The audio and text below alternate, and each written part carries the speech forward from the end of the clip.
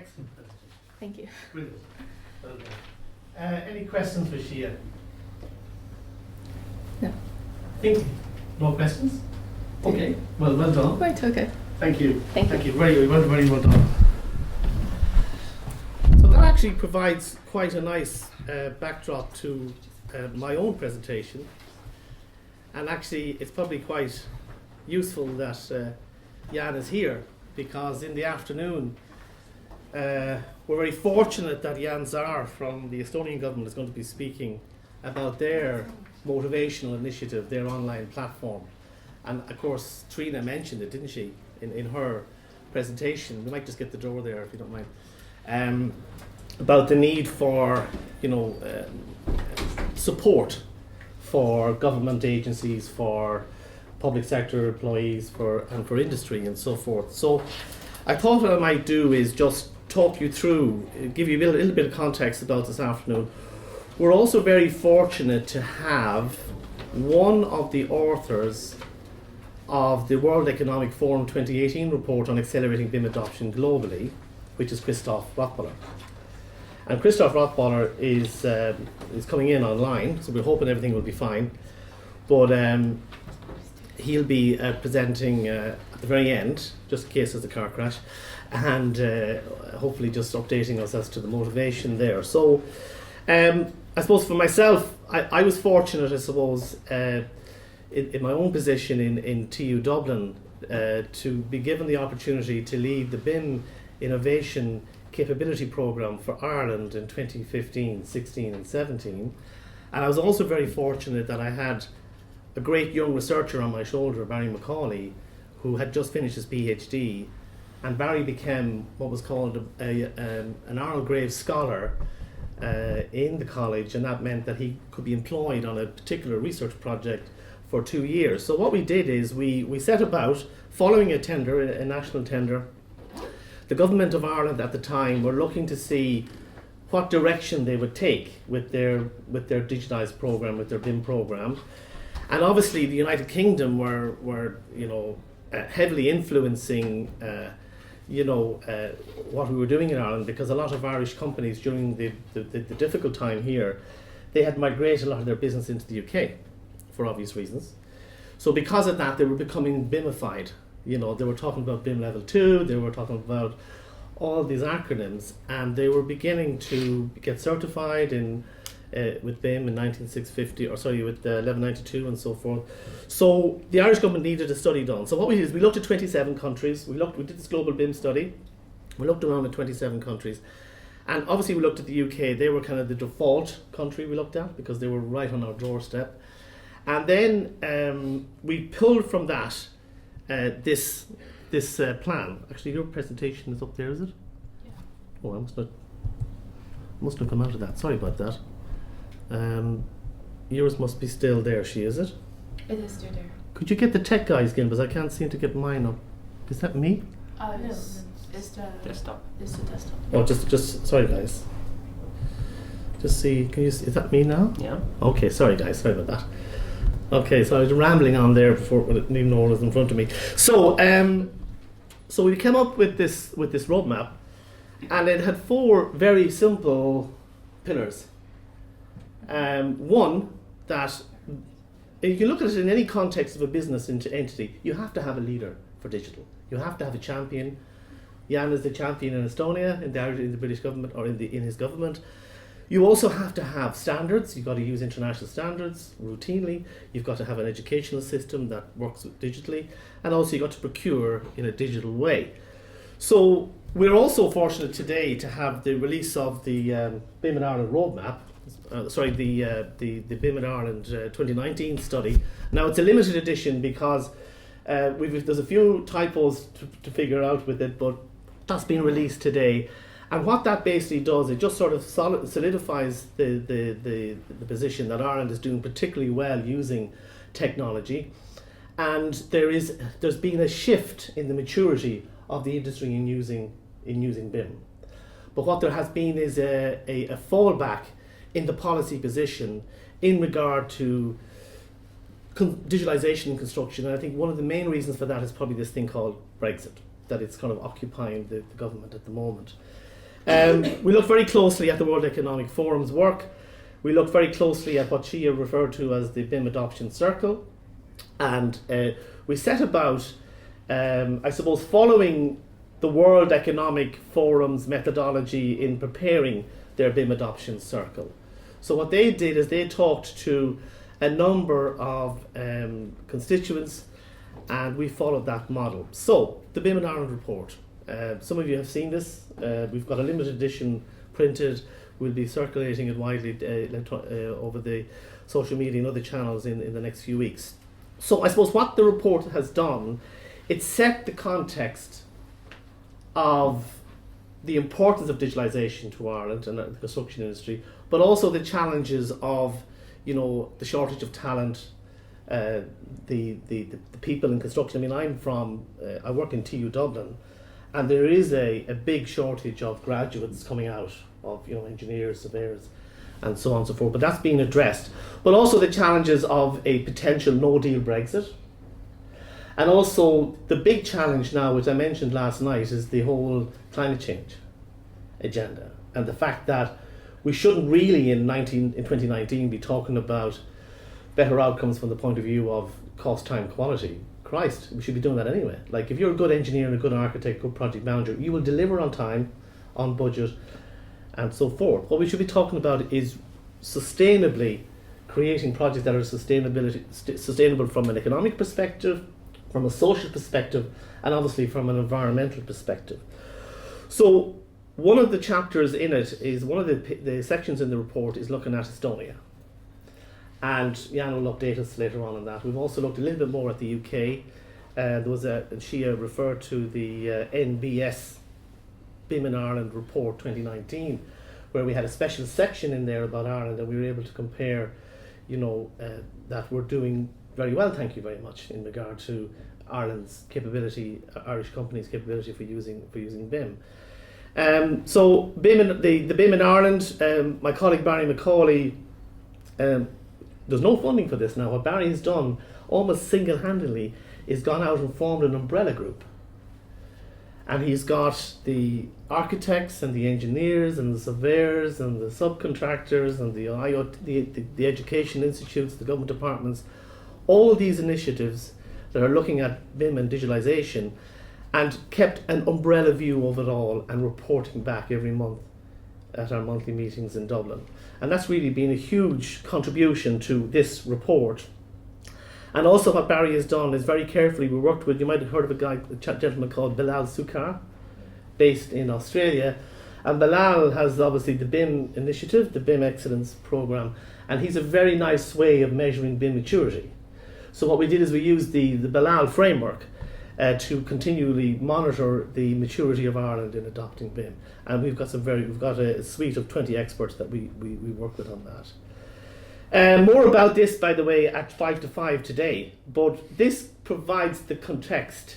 I suppose we all hear about transformational technology, future construction series, disruption, cultural change, productivity concerns, and so forth.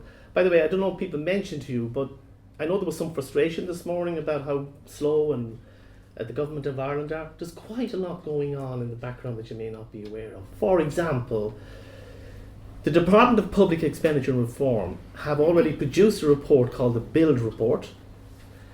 And in that, there was concerns expressed why Ireland, the Irish construction industry, is 25th out of 27 nations in regard to productivity. We're right down at the bottom. Why is the Irish construction sector so unproductive? And why are we the most expensive country in the world to build in our cities? So this is an issue, right, for the government. So they commissioned this report, and they have gone to tender, and they've commissioned a consortium of KPMG, TU Dublin, FAC to write a report on, number one, the root causes for poor productivity in construction, and number two, to write and recommend policies that will tackle those inefficiencies head on. Now I know, you've shared with me some of your own work, and I'm sure the government of Estonia have their own concerns about, but when you suddenly see, Ireland down here, below everyone, else, with 24 countries above them. It's a concern, isn't it? So what they've done is, and they've also mentioned in this build report, that they're going to form a new build initiative and build a platform to support the public and industry going forward. So there's a lot going on. The problem is that maybe it's just they haven't been maybe communicating it as best as they should. So I just wanted to talk a little bit about this. We may well finish early because it's quite a short, and I would say not a very kind of forensic paper I wrote, but one of the things I always try to do with my colleagues, Roger West and Barry Macaulay, is try and write papers at a time when they may influence people. So, for example, whilst this productivity report has been, they're dotting the I's and crossing the T's, apparently it's going to be published in the next few weeks. I was interviewed last week about this presentation because hopefully we'll influence the recommendations, yeah? Now, what better organisation in the world to follow than the World Economic Forum? I mean, come on. I mean, they are the Davos, they are the blue chip researchers.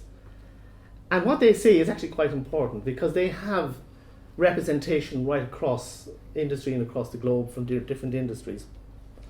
And why I wrote this paper was, if you're working for a company, a department, whatever you work at, you have strategic plans, yeah? Corporate plans, strategic plan for 3 years or 4 years or 5 years. They're not worth diddly squat unless you have an operational plan to work with them. So every company should have a strategic plan with KPIs and targets and so forth, but also they should have operational plans to make those strategies work. And as soon as a strategic plan is published and the ink starts to dry, they're probably out of date anyway, right? So who could have foretold what would happen in the UK in recent years and so on?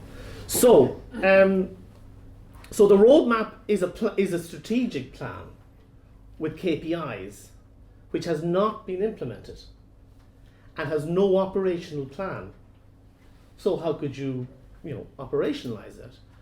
So what we did is we looked at this cycle that said 3 simple things. And by the way, this cycle was generated in 2018 by this expert group that had input from all of the big nations and continents and so on and so forth, including the United Kingdom BIM task group, the EU task group, and many other task groups, the Canadian task group, and so on. So that said 3 things. 1, for a successful implementation program for digital construction, the governments need to, first of all, motivate the sector, pull them towards the technology or push them towards the technology, but certainly there needs to be a motivational piece in there. Secondly, we've got to collaborate. We've got to actually introduce real collaboration in our contracts. There's no point in tweaking existing contracts. They should be just put to one side and new contracts built that are built to be collaborative, not just adding in protocols and such like.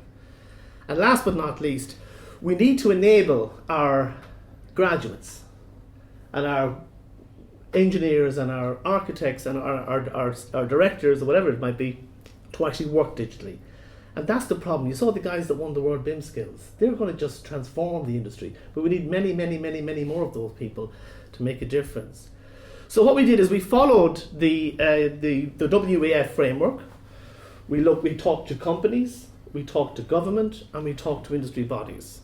We followed exactly the same model as WEF. We picked 6 stakeholders in each category, and we asked them to reflect on the BIM adoption circle. Now, within each of those slices of cake, or those segments, there's a whole list of actions inside them. So I haven't got the time to show you all them, but broadly we spoke to 6 blue chip companies, 6 departments. You can see there some of the names you'd recognise, and most, if not all, of the professional institutions.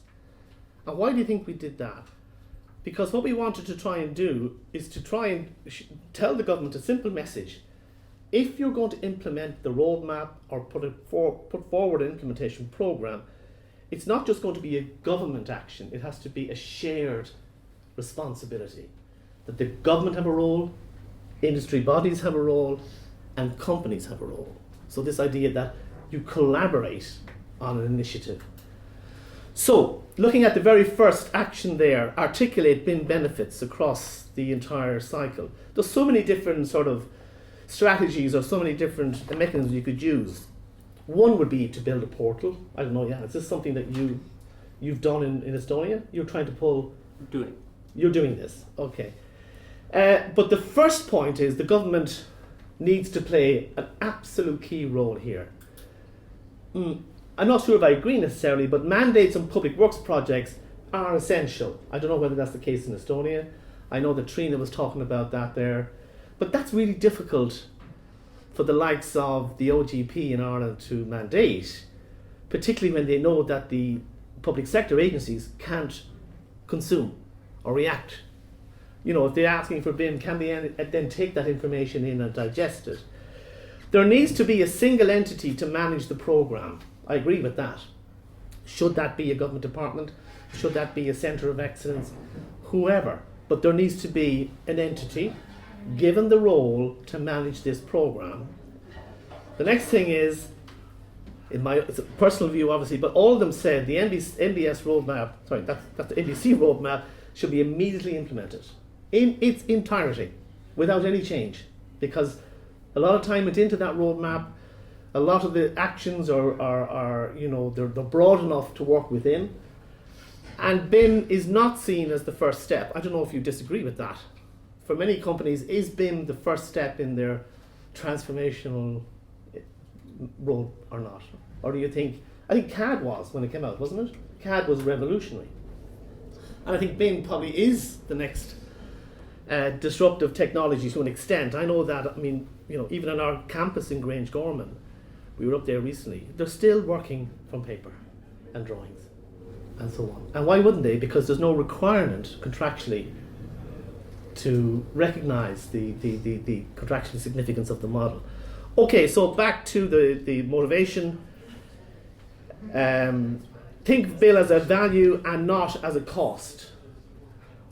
It's difficult for some companies to identify with that when they have to pay licenses for Revit and other technologies, and essentially to see BIM as that first essential step in what they call the intelligent urban digitalization agenda that the World Economic Forum refers to. So what's the message for government in motivation? Try and come up with a mechanism to motivate industry to work with digital. The second main pillar of the BIM adoption cycle recommended by the World Economic Forum was to use integrated contracts. Look at people like, I see David come in, you know this, everyone knows this, but these things take time. So instead of using traditional linear architect-led projects, we should be perhaps, rebuilding a new integrated contract. Big challenge, I know. And perhaps even using more design and build. I know that personally because I was involved recently we're going to be working hopefully with the Department of Education Science on a project later this year around design and build as a preferred option for future school building programs. So that's a big piece of work to be done that won't be done overnight. Second area, from collaboration point of view, and I just, you couldn't write it, could you? Fred talked about this, an hour ago, early contractor involvement. Perfect fit for this particular breakout session. So, early setting up of collaboration and communication. ECI is just absolutely essential. And lastly, data sharing, open standards, and actually, you know what? The NSAI have done fantastic work. Geraldine Larkin and her team there in North Dublin into promoting and hopefully in the future certifying 19650. And I know a number of companies are going through that. So while you look at the roadmap, actually when the government starts to look at it in a more granular way, quite a lot of the actions are already being ticked and they're moving towards that completion phase. I suppose there was a feeling as well amongst the stakeholders that maybe there's time for standardised government guidelines now to support the OGP strategy, the stratified strategy they had for rolling out BIM between 2018 and 2021. The need for integrated contracts, as I said, and the need to adapt PCWs to WCs to work with BIM. The last area that we looked at was the whole area of enablement, and quite a lot of the respondents that looked at this framework felt that, you know what, we don't like all these acronyms, we don't like this language. There's an imprecise language in respect to BIM skills. What does that actually mean? You know, what so they didn't quite ratify that particular one. But what they did recognise was the importance of a need for a cultural change amongst the leaders and the policymakers in government and in companies. I mean, we saw this morning Jerry McCarthy there from RPS, and he gets it. He's a chief executive. Digitalisation is core to his business. He sees that, he buys into that. Probably Mark Costello, who you didn't see, who probably wrote the presentation, is the champion behind Jerry, supporting him, driving BIM in the business. So Mark's in the background, helping the leader move forward. And of course, the urgent need for public sector entities to upskill in BIM, and actually industry as well. So I suppose to summarise, I feel, and Barry and Roger and the research we've done feel, and this is quite really timely with this productivity report coming out very shortly, we feel that they should be looking at the World Economic Forum framework, because they are the entity, the best entity to look at in regard to strategy. I know it has to be more localised, but it's certainly something that should be considered. In looking at who should take responsibility for the roadmap and for the roadmap implementation, I personally feel, obviously being part of it and really enjoying that part, that, and I know there was, I was talking to people about it at lunchtime, there should almost be a recalibration of it, a resitting of that council. The council did its job. The council was asked to come together, prepare a plan, a strategy. Once that strategy was agreed by the various council members, that would then go to government. John Hunt and the council, I believe, delivered on that. Job done. And now, hopefully, they're looking at this. But if we're going to implement the roadmap successfully, the message is it has to be a shared responsibility. I don't see just this build centre, whoever they are, or whatever the centre of excellence is, doing all the work. I feel that if you really want to articulate the benefits of BIM across the entire life cycle in Ireland, companies have to take responsibility, government have to take responsibility, and the industry bodies, all buying into it and all pushing in the one direction. Like, for example, when you take an industry body like the Society of Chartered Surveyors of Ireland that certify our courses, we would love that the Society of Chartered Surveyors and the Architects Institute and the Engineers Institute all together agree a common set of competencies for level 8 students when they come out of the course. They all have a certain level, call it level 1, that they all have that. So that way you're getting that consistency. So when engineers Ireland come to TU Dublin, or when the CIOB come to TU Dublin, or when the SCSI come to TU Dublin, they're working off the same framework. Now, I appreciate as QSs we don't model. We don't need to know to model, but we need to know how to consume the model, and we need to know about the language and so on. Thinking of BIM as a value creator or not a cost, I didn't see that quite. The people we spoke didn't quite see government and industry body taking on that responsibility. You either get it or you don't get it as a company. If you don't get it, you're probably going to be left behind. So that's really a company thing. Approach BIM as an essential first step. Again, we're going to hear from Vicky now in half an hour, and Vicky in Multiplex is going to be talking about model first approach. That's their business now. No matter what project they're on, their approach is model first. So again, some people here from the government may recognise that it might not be necessary to use BIM on all projects. Small projects, very complex projects, it may not be necessary. So there should be that opt-in, opt-out option. And industry bodies certainly not going to get involved in that. When it comes to integrated contracts and looking at whole risk-return balance, then I'm sorry, but that is the role of the government to try and that's difficult, I know that's difficult to do, but come up with that legislative piece, that procurement piece. And I know that there's organisations like the Liaison Practice Committee, the RAI, they all have, they have contracts. They'll have a role to play, CIF. They'll all have a role to play there. And good luck with that, because that's going to be difficult. But early collaboration, what Fred talked about, contractors just need to do it with their subcontractors, yeah? And also government need to think about doing it on certain value projects. Data sharing, I think when you start talking about 19650 and all the companies get the switch off, but government need to have that in their background. They need to have that in their BIM requirements. Establishing BIM skills, I think the government of Ireland, I think in fairness to them, they're doing great work with organisations like SkillNets and other organisations like Springboard, where you can get up to 90% funding for certain programs.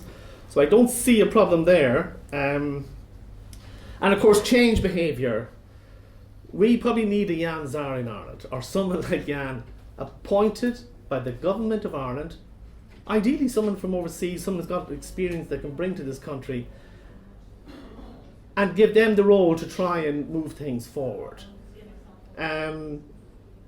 And last but not least, there needs to be some mechanism to fund and support SMEs. That last action is a bit loose in language, but in recognition of what Enterprise Ireland have done, you might have heard of the BIM and Implement, the BIM Enable program. This is a way that you can actually, private companies can get support for training and purchasing software. Countries like Singapore have much bigger funding mechanisms where companies can apply for larger sums of funding for projects. I think companies need a help. So what are my recommendations to the industry and to the audience here? Just try and look at the WEF methodology. We'll hear from Christoph now at 5 to 5. They're not a bad organisation, they're quite organised, and you should listen to them, okay? Next thing is, let's try and kind of simplify this a little bit more. Let's get rid of, there's not probably too much of the jargon. We can simplify this a bit more, sort of democratize the technology by making it easier to digest. What I would say about the work that Barry and I and Roger have done in this paper is that the sample size is very small. So we can't sort of definitively, we wouldn't be sort of stand over the results definitively, but it's a piece of work that still should hopefully influence the policymakers, certainly if we're talking to some of these, the respected organisations that we did do. I have to acknowledge the significant work going on right now with DPAR, with the productivity study. Even the CIF have done great work around productivity. The work of OGP in taking our staff as well, but the work of we've lost good people. But I think that's what you need. I think the government needs people like that. That will change things. And also, the big message is, if we're going to implement the roadmap successfully, we need to think of a shared responsibility framework and not have just one project manager or one entity doing everything, because you won't be able to do everything. Just a few quotes there. The last one, I suppose, is the one that I would hopefully sing to more, and that's really, whatever the government of Ireland do, try and align it to the work of the NBC, because that was 2.5, 3 years of work, chaired by Caroline Spillane, who was the Director General of Engineers Ireland. Some very good people, and they shouldn't leave it just on the shelf. Thank you. Thank you very much.